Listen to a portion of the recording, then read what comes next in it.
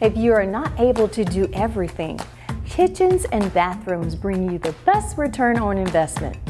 There are many ways to update these rooms without spending a lot of money.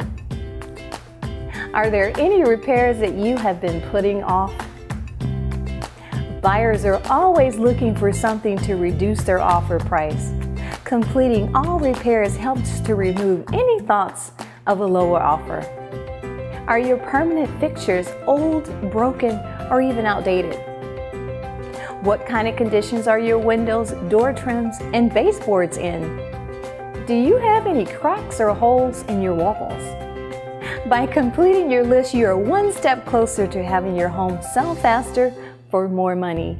The entire Fit to Sell checklist can be found at my website, www.aliyahmartinez.com, under Get Advice.